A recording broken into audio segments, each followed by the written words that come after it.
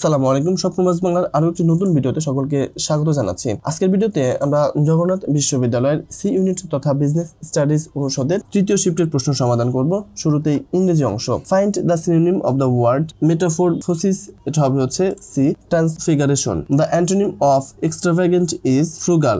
Select the correct passive voice of the sentence the boy laughed at the beggar, এটা হবে হচ্ছে C number. The beggar was laughed at by the boy. Change the sentence from direct from to indirect from. Khan said to his wife, please select one of those sarees.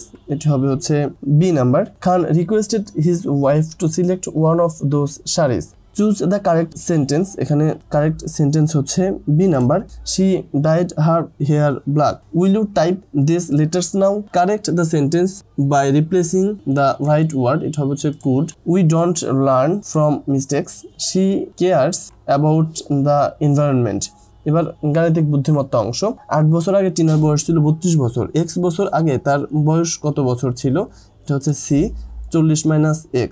x এবং y দুটি ধনাত্মক সংখ্যা। যদি প্রদত্ত সমীকরণগুলি সঠিক হয় 3x + 4y = 24 এবং x + 2y = 10, তাহলে x y এর মান কত? এটার মান হবে হচ্ছে b নাম্বার 4 এবং 3।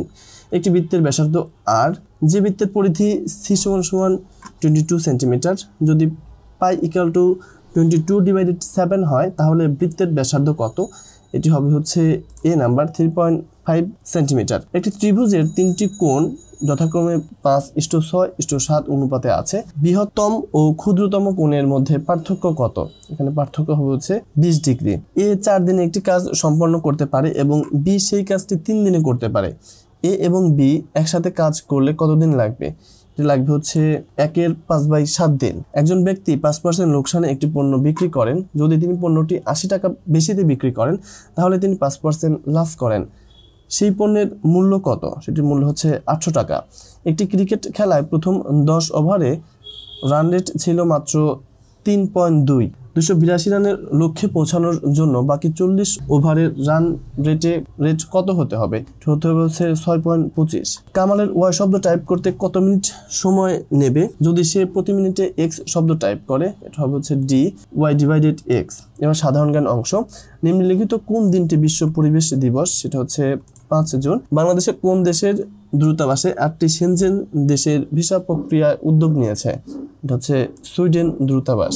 2026 সালে বিশ্ব বাণিজ্য সংস্থা WTO এর 14তম মন্ত্রী পর্যায় সম্মেলন MC14 কোন দেশে অনুষ্ঠিত হবে? এটি অনুষ্ঠিত হবে হচ্ছে ব্রাজিলে। HSBC ব্যাংকের প্রধান কার্যালয় কোথায়? এটার প্রধান কার্যালয় হচ্ছে যুক্তরাজ্যের লন্ডনে। বিমস্টেকের পরবর্তী চেয়ারম্যান কোন দেশ হবে? এটা হবে হচ্ছে বাংলাদেশ। কোন সার্ক দেশের মাথাপিছু আয় সর্বোচ্চ? মালদ্বীপ। ব্রিটেনের কোন জার্নালে নোবেল বিজয়ী ডক্টর মোহাম্মদ ইউনুসকে নেশন বিল্ডার বলা হয়েছে? The nature. The wealth of nation বইটির লেখক অ্যাডাম স্মিথ। সো এই ছিল আমাদের আজকের আয়োজন। এরপর লিখিত অংশ এখানে আছে, আপনারা সেটা যে কোনো স্থান থেকে দেখে নিতে পারবেন। আমি এক নজরে দেখিয়ে দিচ্ছি। ভিডিওটি ভালো লাগলে অবশ্যই লাইক, কমেন্ট এবং সাবস্ক্রাইব করে পাশেই থাকুন। আমাদের চ্যানেলে নতুন হলে চ্যানেলটিকে অবশ্যই সাবস্ক্রাইব করে রাখার অনুরোধ রইল। আমাদের চ্যানেলে আরও অনেক ভিডিও দেওয়া আছে, সেগুলো দেখতে পারেন। ধন্যবাদ সকলকে।